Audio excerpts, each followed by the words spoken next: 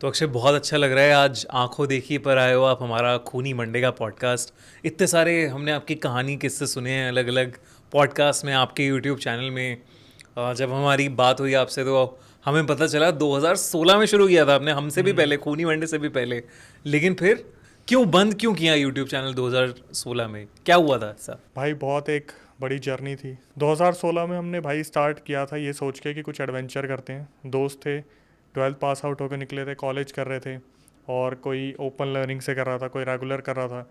लेकिन सब अपनी लाइफ में कुछ ना कुछ करना चाहते थे, कुछ नए लोग भी जुड़े थे। तो आपस में प्लान किया कि यार कुछ सेल फोन्स हमारे पास हैं, और उस टाइम पे यूट्यूब का इतना ज़्यादा क्रेज़ भी नहीं था। 2016 में ऐसा था कि कुछ क्रिएटर्स कर रहे थे, कुछ करने चाह रहे थे, लेकिन हो नहीं पा रहा था। हमने सोचा हम भी ट्राई करके देखते हैं। एक टीम मिली, कुछ अलग लैंग्वेजेस के थे जैसे जाट बॉयज़, अच्छा। हम प्लेन दिल्ली वाले, और कुछ थे उसमें जो तन्ना मन्ना भी चल रहा था, हर कुछ राजस्थान के भी थे। तो सब ने मिलकर जब स्टार्ट किया तो ऐसा होता था कि हम लोकेशन पे जाते थे और कवर करने की कोशिश करते थे। और हमने अपनी जो स्क्रिप्ट थी उसमें बोल दिया था चैनल पे कि अगर आप चाहते हैं तो कोई लोकेशन हमें बताइए, हम उसे एक्सप्लोर करेंगे। मतलब हॉरर के लिए, पूरा हॉरर, हॉरर में, हॉरर पहले वाले हमने जॉनर। सोचा था प्रैंक वगैरह करते, लेकिन हाँ। फिर वही था कि यार थोड़ा सा रिस्की मामला है, कहीं चाटे वाटे ना पड़ दें। उस टाइम पे तो कहाँ लोग इतना सुनते थे कि ये प्रैंक कर रहे हैं, प्रैंक कर रहे हैं, उस टाइम तो नहीं था। तो फिर ये मेरा कॉन्सेप्ट था कि यार हॉरर में करना चाहिए। मैं शुरू से ही हॉलीवुड हॉरर मूवीज़ काफ़ी देखता आ रहा था, और फिर इस चीज़ को समझा कि इतनी ज़्यादा रोक टोक नहीं है। उस टाइम पर इतना ज़्यादा नहीं था रोक टोक की, पुलिस अब तो एट दी मोमेंट आ जाती है, ऐसी लोकेशन कवर करते हैं। उस टाइम पे ऐसा नहीं था। तो जब सब ने मिलकर आपस में बात करी तो फिर कुछ लोकेशंस हमने कवर करी, जैसे द्वारका सेक्टर 9 करी, उसके बाद कुछ लोकेशंस कवर करी। उसके बाद फिर हमने ऑडियंस के ऊपर छोड़ दिया कि आप लोग हमें बताइए कि किस लोकेशन पे हमें जाना चाहिए। कुछ लोग ऐसे थे हमारे साथ जिन्हें हम बोलते थे कि भाई दोस्त हैं, चलते हैं, क्या करोगे रात को, नाइट आउट वाइट आउट हो जाएगा, कुछ आउटिंग हो जाएगी। उस दौरान क्या होता था, हम जैसे किसी भी लोकेशन पे जाते थे, वहाँ पे 2-3 घंटे हम बिताते थे, उसके बाद निकलते थे, थोड़ी देर पार्क वार्क में पहुँचते थे, क्रिकेट खेलते थे, फुटबॉल खेलते थे, और फिर सुबह अपने घर पहुँच जाते थे। तो 2016-17 में अच्छी खासी स्ट्रेंथ हमारे साथ जुड़ गई थी। उस टाइम 7-8 जने जुड़ना बहुत बड़ी बात थी, क्योंकि सब अलग ही पैरेलल कुछ और कर रहे थे। तो 2016 में फिर हमें एक कमेंट आया यूट्यूब चैनल पे कि आपको अंसल प्लाज़ा जाना चाहिए गुड़गांव में। हमने बोला ठीक है। और उस टाइम पे 2-3 लोग और थे हमारे साथ जो और कनेक्ट होना चाह रहे थे, तो कुछ रिप्लेसमेंट भी हुई थी। उनमें एक कैमरामैन थे जिनको, हमसे काफ़ी एजिड थे, वो हमसे कम से कम 7-8 साल बड़े थे, और इमरजेंसी में उन्हें बुलाया गया था। तो जिस लोकेशन में अंसल प्लाज़ा में मॉर्निंग में हम गए थे, वो एक ऐसी जगह है जैसे रोड है, और रोड के सामने बस एक घर बना रखा है, एक मंजिल का है। जो ऐसे घर होते हैं जिन्हें 100-100 साल के लिए गवर्नमेंट लीज पे दे देती है एक इंसान को। उसके पीछे पूरे कब्रिस्तान, एक पूरा कब्रिस्तान राइट हैंड साइड में बना हुआ था, और पीछे कुछ कोठीज़ थी जो पूरी खाली पड़ी थी। जब हम मॉर्निंग में देखने गए तो अच्छे से उस लोकेशन को देखा, और लोकेशन को देखने के बाद मेरे अंदर एक एक्साइटमेंट आई कि यार इसके पीछे ना कब्रिस्तान है, मैंने कब्रिस्तान कभी नहीं देखा, मैं देखना चाहता हूँ। तो वहाँ पर हमें लगा यार गार्ड को पैसे देने पड़ेंगे, कुछ ऐसा होगा, कोई नहीं था वहाँ पे देखने के लिए, देखभाल कोई नहीं कर रहा था उसकी।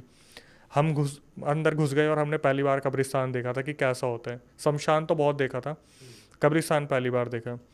देखने के बाद जब हम वहाँ से बाहर आए तो उसके बाद हमने सोचा चलो लोकेशन पे चलते हैं। तो कुछ लोगों की आदत थी स्मोक करने की, उन्होंने स्मोक करना स्टार्ट किया। तो ऐसे ही घूमते घूमते मेरी नज़र पड़ी कि उस घर के जस्ट अपोजिट में एक कोठी है, एक सिक्योरिटी गार्ड है जो कुछ मना कर रहे हैं। तो मैंने बोला कि इससे बात करनी चाहिए, कहीं ऐसा ना हो रात को पुलिस बुला ले जब हम आ जाएंगे तो, क्योंकि वो लोकेशन अबैंडेंड थी, हमने किसी परमिशन नहीं ली थी वहाँ पे किसी से भी। फिर दोस्त बोले कि यार हम नॉर्मली देख ही तो रहे हैं, आराम से देख लो। हम उस मकान के अंदर कूद गए। तो हम वहाँ पे पहुँचे, हमने लोकेशन देखी, और सामने सिक्योरिटी गार्ड था, वो मना कर रहा था, कुछ इशारा कर रहा था दूर से। मैंने सोचा एक बारी को बात करी जाए, लेकिन फिर दूसरों ने मेरे को अपनी बातों में लगा लिया कि छोड़ना, क्या पूछ रहा है, अंदर चल के देखते हैं। अब मैं आपको थोड़ा सा लोकेशन का आइडिया देता हूँ। मैंने कभी भी किसी पॉडकास्ट में इतनी तसल्ली से इस लोकेशन को नहीं बताया, क्योंकि वो वहाँ से सारी ये मतलब ऐसी हरकतें शुरू हो गई थी कि बहुत सारे लोगों की लाइफ बर्बाद हुई। वो लोकेशन ऐसी थी, एक बाउंड्री थी, बाउंड्री के पीछे क्योंकि उस घर में आना जाना नहीं था किसी का भी, पूरा झाड़ियाँ थी बहुत अच्छी वाली, एक अच्छा खासा बीच में नीम का या कुछ पीपल का पेड़ था।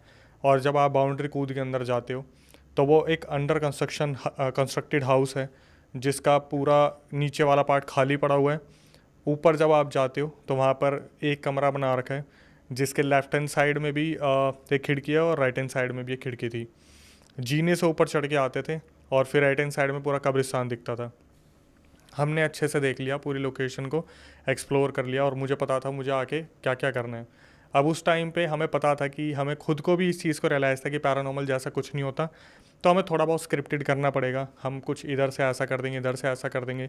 तो सुबह मेरी बात हुई थी, जो मेरे 2 दोस्त थे उन्हें मैंने बोला था कि आप राइट हैंड साइड तो कब्रिस्तान है उस साइड मत रहना, लेफ्ट हैंड साइड रहना। और लेफ्ट हैंड साइड आप क्या करना, जैसे ही हम ऊपर आएंगे मैं उस कमरे में आऊँगा, इकलौता जो कमरा है, और मैं थोड़ा सा कुछ बताने की कोशिश करूँगा, तो आप क्या करना, लेफ्ट हैंड साइड वाली खिड़की बजा देना। तो हम एकदम से ऐसे रिएक्ट करेंगे, ये क्या हुआ, यहाँ पर ऐसा कुछ स्टार्ट हो गया। हमें ऐसा कुछ करने का मौका ही नहीं मिला। हम रात को वहाँ पहुँचे और रात को पहुँचने के बाद पूरा हमने लोकेशन देख ली। रात को वो बहुत ज़्यादा स्पूकी थी क्योंकि जो मेन रोड थी उस पर कोई आता जाता था ही नहीं। वो एक इंटरनल ऐसी रोड जा रही थी जिस पर कोई गाड़ी वाड़ी कोई भी आती जाती नहीं थी। तो क्या हुआ, जब मॉर्निंग में हम पहुँचे थे तो वहाँ पे एक बड़ा सा कट्टा रखा हुआ था जिसमें सामान बांध के रखा जाता है। उस कट्टे के नीचे एक इतनी बड़ी कुछ बॉल टाइप की थी और उसके ऊपर रेड धागे से कुछ बांधा हुआ था और वो उस कट्टे के नीचे रखी हुई थी। तो जब मैं मॉर्निंग में गया था तो कैमरामैन हमसे बहुत ज़्यादा समझदार था उस टाइम पे। मैंने बताया एजिड था, हमसे 8-10 साल बड़ा था। उसने मुझे बड़े तरीके से बोला कि अक्षय जब तुम शाम को यहाँ पे आओगे ना तो कुछ भी हो जाए इस चीज़ को हाथ मत लगाना, कट्टे को। हाँ कट्टे के नीचे जो बॉल रखी है, या कट्टे को भी मत छेड़ना, क्योंकि वो साक्षात पता चल रहा था कि यहाँ पे किसी ने कुछ रखा हुआ है। अच्छा, जैसे कुछ टोटका, मतलब तंत्र वंत्र हाँ करके। तंत्र वगैरह कुछ करके रखा हुआ है। मैंने भी यही बोला, मैं क्यों हाथ लगाऊंगा, मैं क्यों ही करूँगा। हुआ उसका अपोजिट। जब शाम को हम वहाँ पे पहुँचे तो मैंने बताया कि इंटरकॉम आ गया था उसका, और फिर शाम को जब हम पहुँचे तो इधर उधर देखते हुए हम वो लोकेशन पर कूद गए। हमने उन दोनों बंदों को ऊपर पहुँचा दिया और वो खिड़की के पास तैयार खड़े थे। हमें पता था यहाँ से हमें ज़्यादा से ज़्यादा 20 मिनट का शूट मिलेगा मैक्सिमम, और उस टाइम पे यूट्यूब पे 12-15 से मिनट के ऊपर की वीडियो जाती भी नहीं थी। तो जब हम अंदर पहुँचे तो फर्स्ट जो नीचे ग्राउंड फ्लोर था उसे मैंने कवर कर लिया, लेकिन जो एक सोचने देखने वाली बात थी कि वो अपनी नॉर्मल टेम्परेचर से काफ़ी चिल्ड था, मतलब काफ़ी ठंडा था वो। फिर भी मैंने ध्यान नहीं दिया कि चल कोई नहीं, हो सकता है कि हम रात को आएँ इसलिए ऐसा हो रहा हो। जब हम थोड़ा ऊपर पहुंचने लगे तो कमरे में हम पहुंचे और कमरे में लेफ़्ट हैंड साइड में उन दोनों लड़कों को खड़ा कर रखा था, राइट हैंड साइड में कब्रिस्तान वाली खिड़की थी। तो क्या हुआ, मुझे नहीं पता मुझे क्या हुआ। मैं पहली बार ज़िंदगी में ऐसा हुआ था कि मैंने कैमरे के सामने बोला कि ये क्या रखा हुआ है, इस बॉल को एक बार हम कैमरे के सामने देखते हैं, और मैं सीधा उसे उठाने के लिए चल दिया। तो सामने जो कैमरा मैन था उसने मेरे को धक्का मारा और बोले कि एकदम से कि मैंने तेरे को मना करा था इसको हाथ मत लगाइए, तू क्यों इसे छूने के लिए चल दिया। मैं जब तक अपने सेंसेस में वापस आता कि मैं इसे क्यों हाथ लगाने जा रहा था या मुझे क्या हुआ, इतने में राइट हैंड साइड वाली खिड़की ज़ोर से बजी। तो कैमरा मैन और मैं एकदम से देखते कि यार इन्होंने इतनी जल्दी खिड़की बजा दी। तो आपस में हम बात ही कर रहे थे, इतने में जो दोनों लड़के थे जो खिड़की के पास खड़े थे वो बीच में से कैमरा के निकले भागते भागते, भागो भागो भूत भूत भूत भूत करते करते वो भाग गए। तो हमने भी इधर उधर देखा, समझ नहीं आया कुछ भी, हम भी वहाँ से ऐसे ही भागते भागते नीचे आए बाहर आ गए। तो उसने मेरे से पूछा कि भाई इतना ज़्यादा टाइम तुमने क्यों लगा दिया। हमने उनसे पूछा तुम क्यों भागे, तो उन्होंने पहले मुझे फोर्स किया क्योंकि मेरे को लगता था मेरा ऑरा उस टाइम पे बहुत ज़्यादा स्ट्रॉन्ग था। तो मैंने बताया कि यार मुझे नहीं पता, मैं ऐसे खड़ा था और मैं सीधा उस वो जो चीज़ थी जिसके लिए मना करा था वो उठाने चल दिया। तो हमने पूछा तुम्हारे साथ क्या हुआ, तो उन्होंने बताया कि हमें लेफ़्ट साइड की खिड़की बजानी थी और राइट साइड की खिड़की अपने आप बज रही थी, जबकि ना तो वहाँ पे कोई हवा थी ना ऐसा कुछ था। और जब आप अबेंडेंड हाउस में जाते हो तो वहाँ जो खिड़की होती है उस पर इतना जंग लगा होता है कि उसे बजाने के लिए बहुत ज़्यादा पावर की ज़रूरत होती है। लेकिन वहाँ पर से क्या हुआ, वो चीज़ ख़त्म हो गई, वहाँ पे हम सब अपने अपने घर आ गए। उसके बाद उस चीज़ के बाद कुछ लोगों ने डिसाइड कर लिया था कि वो इस चीज़ में से अब निकल जाएंगे। यहाँ से चीज़ें और भी ज़्यादा डार्क होनी स्टार्ट हो गई। सबसे पहले मेरे साथ तो खैर सबसे बाद में हुआ था। तो मेरे पास कुछ जैसे मैं प्लान कर रहा हूँ कि इस लोकेशन पे चलेंगे उस लोकेशन पे चलेंगे, तो लोगों ने ठस्सा देना शुरू कर दिया कि नहीं यार मैं नहीं बन पाऊँगा, पार्टिसिपेट नहीं कर पाऊँगा। उनमें से एक लड़का था, उसका फ़ोन काफ़ी टाइम से नॉट रीचेबल जा रहा था, वो अवॉइड कर रहा था बिल्कुल। तो जब मैंने बहुत इंसिस्ट किया, उसके पापा को फ़ोन करा और मैंने बात करने की कोशिश की, तो उसके पापा ने एक दिन मुझे फ़ोन करा और बोले कि बेटा तुम भी इन चीज़ों से दूर रहो तो शायद तुम्हारे लिए ज़्यादा अच्छा है। और मैं एक ब्राह्मण हूँ, मेरे घर में पूजा पाठ बहुत होती है, उनके नहीं होती थी। वो लोग नॉनवेज बहुत ज़्यादा खाते थे। तो उसके पापा ने बोला कि जो लड़का है वो आए दिन बोलता है कि मुझे इस कमरे में कुछ दिख रहा है, मुझे उस कमरे में कुछ दिख रहा है। तो उसका ये कहना था अपने पापा को कि वो जब कमरे से पास करके निकलता था तो कमरे के अंदर जो बेड होता था वहाँ पे उसे जैसे निकलते हैं ना तो ऐसा लगता वहाँ कोई था। उसे ऐसा लगता था यहाँ पर कोई है, और वापस आके देखता था तो वहाँ कोई भी नहीं होता था। अब हद पार तब हो गई जब एक दिन उसके पापा का फ़ोन आता है कि बेटा तुमने पता नहीं ऐसा क्या कर दिया, मुझे भी दिखने लगी ये चीज़ें। उसके पापा को भी ऐसी चीज़ें दिखने लगी। फिर मैंने सोचा कि यार अब शायद कुछ बचे हैं 2-3 जने, उन्हीं से कंटिन्यू करते हैं। तो फिर चीज़ें बढ़ने लगी। एक का फ़ोन आया, वो मनाली में था, बोला कि हमारी पूरी गाड़ी का एक्सीडेंट हो गया, नई की नई गाड़ी थी, पता नहीं ड्राइवर चलाने वाला बोल रहा था उसे कुछ दिखा, उसने ऐसी कोई चीज़ देखी और गाड़ी का बहुत ज़्यादा नुकसान हो गया। तो एक एक करके सब बाहर निकल रहे थे। और ऐसे ही रीजंस की वजह से निकल रहे थे कि कुछ पैरानॉर्मल है। एक दिन एक लड़का मिलता है, मैंने मतलब फ़ोन करा सबको, मैं बोला यार तुम ना एक बार आओ, सब मिल के बैठ के बात करते हैं कि क्या हुआ, क्या हो रहा है, किस वजह से तुम सब चैनल लेफ़्ट कर रहे हो। तो सब वहाँ पे आए और एक इत्तेफाक की बात हुई कि वहाँ पर जैसे ये लॉकेट मैंने तब से अब तक पहना हुआ है, ये जो लॉकेट है ये हम सब ने पहना था उस टाइम पे जब चैनल को स्टार्ट करा था, मेरे अलावा ये किसी के गले में नहीं था। ये हमने नजफगढ़ रोड पे एक साईं बाबा का मंदिर है, वहाँ से हमने हाथ लगवाए कि बहुत मन्नतें मांगी थी कि हमें कुछ ना हो। तो किसी ने बोला कि मैंने नहा के रखा था, उसके बाद गायब हो गया। कोई बोला मैं बाइक चला रहा था, गायब हो गया।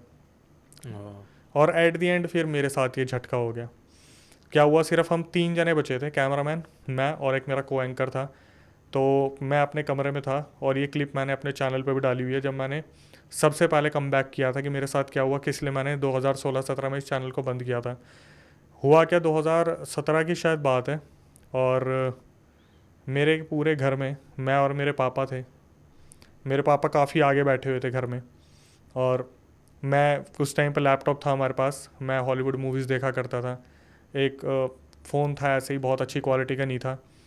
तो मैंने वीडियो कॉल पे उसे कनेक्ट किया, व्हाट्सएप कॉल थी। तो सामने वाला जो को एंकर था वो बात कर रहा था कि भाई अब तो रिसोर्सेज बहुत कम हो गए हैं और लोग मना कर रहे हैं, कुछ साथी हमारे बैकआउट कर चुके हैं, कुछ लड़कियां थी जो हमारे साथ हुई थी वो भी भाग गई, तो अब क्या करना है। मैंने बोला कुछ नहीं, हम 2-3 जने चलेंगे वहाँ, देखेंगे, ऐसे करेंगे वैसे करेंगे। और तब तक भी हमें इन चीज़ों पर यकीन नहीं था। तो ऐसे बात करते करते उसने मेरे को अचानक से बोला कि अक्षय वो जो तेरे पीछे का गेट है, ऐसा लग रहा है जैसे किसी ने खोला है उसे। और मुझे याद था कि मैंने उसे बंद कर रखा है। और वो गर्मियों का टाइम था जब हम काफ़ी स्ट्रगल करके आगे तक निकल चुके थे। पूरे घर में मैं और मेरे फादर थे, मेरे फादर आगे बैठे हुए थे और मैं वीडियो कॉल पर कनेक्टेड था। तो जब वीडियो कॉल पर कनेक्टेड था मैं, तो हमारी बातचीत हो रही थी और अचानक से उसने, जो सामने वाला बंदा था, उसके तो बैक साइड में मेरा गेट दिख रहा था। तो उसने मुझे बोला कि यार अक्षय, ऐसा लग रहा है जैसे गेट किसी ने ओपन करा है। तो जब मैंने पीछे मुड़ के देखा तो वो खुला हुआ था। मुझे लगा शायद शायद पापा ने आके देखा हो कि क्या कर रहा है क्या नहीं कर रहा है। लेकिन मेरे फादर की एक आदत थी, जब वो न्यूज़ देखते थे वो नहीं हिलते थे। और वहाँ वो जिस तरीके से बैठे हुए थे वो इस तरीके से थे कि मेरा गेट उनके बैक साइड में था बिल्कुल। और जब मैंने कैमरे में उस चीज़ को कैप्चर करा तो उसमें दिख भी रहा था कि मेरे फादर जो हैं वो उस तरफ बैठे हुए हैं बहुत दूर। उन्हें ना कोई मतलब था कि मैं क्या कर रहा हूँ क्या नहीं कर रहा। मेरे आई थिंक मॉम और ब्रदर गए हुए थे कहीं पे। तो जब उसने मुझे बोला मैं उठा, मैंने उस गेट को बंद कर दिया। फिर दोबारा मैं आया, उस लड़के से मैं बात करने लगा कि यार हो गया होगा, खैर वो और बता कौन सी लोकेशन पे जाना है, फिरोशा कोटला पे एंट्री कैसे मिलेगी, या भुवाली भटियारी में कैसे मिलेगी, कैसे कुछ होगा। हम आपस में बात कर रहे थे, अचानक से फिर उसने यही बोला कि अक्षय फिर दोबारा से गेट खुला है। तूने बंद कर दिया था वो मैंने गेट? बंद कर दिया था। उसने बोला कि फिर दोबारा आई थिंक गेट खुला है, तेरे को देखना चाहिए, शायद कोई है तो नहीं। तो मैं उठा, मैंने फिर गेट को बंद करा और मैंने उसे बोला कि तेरे से मैं बाद में बात करता हूँ, देखता हूँ कि कहीं कुछ ऐसा ऊंच नीच तो नहीं हो रही है। तो मैंने क्या करा, अपना कैमरा ऑन किया और फ़ोन का कैमरा ऑन करके मैंने पूरे कमरे में दिखाया, ऑडियंस मतलब जो भी थी, कि देख लो अच्छे से कि यहाँ पर कोई भी नहीं है। और फिर मैं खड़ा हो गया इस तरीके से कैमरा लेके। और मुझे नहीं पता था, मुझे लग भी नहीं रहा था कि ऐसा कुछ कैप्चर होने वाला है। लेकिन हुआ क्या, एग्जैक्टली 2 से 3 सेकंड बाद पहले उस गेट को ऐसे खोला गया जैसे कोई देखने की कोशिश कर रहा है कि क्या जो अंदर वाला है उसे कुछ पता है या नहीं पता है। तो जब धीरे से मैंने मतलब उसने खोलने की कोशिश की, वो जो भी था एंटिटी या जो भी थी, था या नहीं था मुझे नहीं पता। मैंने ऐसे कैमरा पकड़ा हुआ था, बस मुझे पता है कि अचानक से हल्का सा गेट खुला और फिर खुलते खुलते जैसे होता है ना कि किसी को पता चल गया अब तो इसने मुझे देख ही लिया, वो गेट अपने आप ही काफ़ी हद तक पूरा खोलने की कोशिश करी और आधे पे आके रुक गया। और फिर फ़ोन में क्या हुआ, कोई एंटिटी कैप्चर तो नहीं हुई, लेकिन अचानक से जैसे मेरी स्क्रीन थी उसके कलर चेंज होने स्टार्ट हो गए, जैसे कैमरे में पिंक, ब्लू, ग्रीन एकदम से। लैपटॉप की स्क्रीन, ये उसकी फ़ोन फ़ोन की की स्क्रीन स्क्रीन, पे, हाँ। हाँ। ये मैंने अपने यूट्यूब चैनल पे भी अपलोड करा हुआ है फर्स्ट में। उसके बाद मेरे को एक चीज़ लगी कि यार कुछ तो गलत है, कुछ ना कुछ ऐसा हो रहा है जिसकी वजह से शायद दूसरे प्रॉब्लम फेस कर रहे हैं। मे बी शायद ये चीज़ मेरे तक नहीं पहुंच पा रही, लेकिन ये दूसरों तक तो पहुंच रही है। तो उसके बाद मैंने डिसाइड करा था कि मैं इस चीज़ को बंद कर दूंगा। लेकिन फिर ये चीज़ जो थी ना मेरे साथ, वो कर्ज की तरह लग गई। इसके बाद भी ये चीज़ें रुकी ही नहीं, और कहीं ना कहीं पता नहीं कब मेरा इनमें participation again and again again and again होता चला गया। जब ये हुआ था दरवाज़ा खुलने वाला इंसिडेंट और स्क्रीन ऐसे ब्लर हो रहा था, तब ताबीज़ ये वाला लॉकेट पहना हुआ था? बिल्कुल पहना हुआ था। तभी शायद मेरे को कुछ नहीं हुआ इतना। दूसरों के साथ बहुत कुछ हो रहा था, मेरे सामने तो वो एंटिटी आई भी नहीं, अगर थी तो। मेरे साथ ऐसा हुआ, मोबाइल फ्लक्चुएट हो गया। मुझे ये भी पता था कि लोग कुछ मानेंगे कुछ नहीं मानेंगे, लेकिन मैंने अपने पास संभाल के रखा था कि जब कभी अगर मैं वापस आऊँगा तो मैं इसे डालूँगा। और फिर वो वापस आना आपको पता है कब हुआ था। तो हुआ कि इसके बाद फिर दोबारा ये चीज़ें जो है कनेक्ट होती गई, कहीं ना कहीं होती थी। लोग बोलते थे दोबारा कर लो स्टार्ट, ये वो। मैं मना करता था यार नहीं, फैमिली वाले भी इस चीज़ को अब इजाज़त नहीं दे रहे, क्योंकि जब भी दोस्त आते हैं उनकी फैमिलीज़ आती हैं तो फिर यही बोलते हैं इन्होंने पता नहीं क्या पागलपन करा था 2016-17 में। फाइनेंशियल इश्यूज़ आ गए थे, घर में नेगेटिविटी आ गई थी, दोस्ती में दरार आ गई थी। क्योंकि हमारा ऐसा होता था कि अगर मैं किसी को बुला रहा हूँ और वो अचानक से रात को आने में मना कर देगी, यार आज नहीं आ पाऊँगा सॉरी, तो हमारे पास और कोई बैकअप है ही नहीं। फिर मैं जब 2022-23 में मैंने जब चैनल स्टार्ट करा तो मेरे काम मुझे कहीं से बनते नहीं दिख रहे थे। मैंने फिर एक बार किसी जो सिद्ध हैं तांत्रिक बाबा, उनसे बात करी, तो उन्होंने मुझे बताया कि अंसल प्लाजा से आपके पीछे 2016 से एक आत्मा चलती आ रही है मेरे पीछे। और मुझे कितनी बार ऐसा आभास हुआ है कि कहीं ना कुछ है, लेकिन मैं चीज़ों को इग्नोर कर देता था ये सोच के कि मेरा वहम है। लेकिन कोई ना कोई एक फीमेल स्पिरिट थी जो मेरे पीछे थी। फिर उस चीज़ थी 2023 से पहले। फिर उसका जब मैंने इलाज करवाया तब मेरे काम बनने शुरू हुए। उससे पहले कुछ नहीं उससे बन रहा पहले था? कुछ नहीं होता था मेरा। अच्छा, तो क्या इलाज कराया अब? बहुत सारे ऐसे ट्रीटमेंट होते, जैसे उन्होंने एक कवच दिया, एक हाँ। मेरे को चीज़ें बताई, कुछ मंत्र दिए कि आप जब भी जाओगे तो आपको यहाँ पर कुछ ऐसा नेगेटिव फील होता है। लेकिन उन्होंने कुछ कवच वगैरह दिए थे, उससे बता दिया था कि अब तू अगर शमशान में भी सो जाएगा तो ऐसा कुछ नहीं होगा। लेकिन मैं क्यों ही सोऊंगा शमशान में। वो उनका एक बोलने का तरीका होता है कि अब इतना पावर है इसमें। उसके बाद कभी ऐसा कुछ नहीं हुआ। तो कभी ऐसा होता है हम कोई स्टोरी नैरेट कर रहे होते हैं तो झटके से पता चल जाता है कि हाँ कोई चीज़ है। लेकिन ठीक है, वो अपना रास्ता ढूंढ रही है, हम अपना काम कर रहे हैं।